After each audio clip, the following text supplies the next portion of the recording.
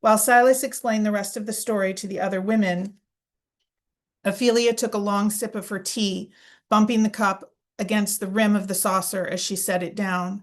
She felt unaccountably nervous, the arrival of a piece of her past life highlighting how changed she felt. She wondered if she appeared immediately different to Silas. She stole a glance and found him regarding her, a puzzled expression in his eyes. Another thing she had forgotten, what it felt like to have the full weight of his gaze on her, the gentle intensity of his looking. He swallowed, and she watched the column of his throat working and was startled to find herself hungry for every detail of him. She found that he didn't look exactly the same as she had first thought. There were subtle but marked changes everywhere. His hair was the same honey gold that she remembered, a little longer, but his cheekbones cut sharper, his lips a little more stern, set in a firm, flat line. It was his eyes that she noticed most, still the same mossy color, but flattened somehow, the mischievous twinkle missing. New fine lines emanated from the corners of his eyes, giving his face a quiet, tired air.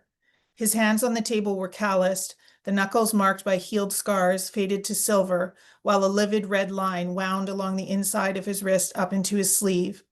She couldn't remember if he had been quite so broad and muscular, the hard balls of his shoulders snug against the fabric of his linen shirt, his heavy thighs clad in worn work trousers. An urge to reach out and touch him flooded Ophelia's fingers. It was a feeling she had experienced often during their summer of friendship. He was beautiful and kind and thoughtful, all things she hadn't ever expected in any man. The sudden awareness that summer of how lonely her life had been before Silas only made his friendship dearer, and she had mourned him keenly when he had enlisted. He had informed her of his enlistment in a short note, and she had felt no invitation to write to him in those few lines.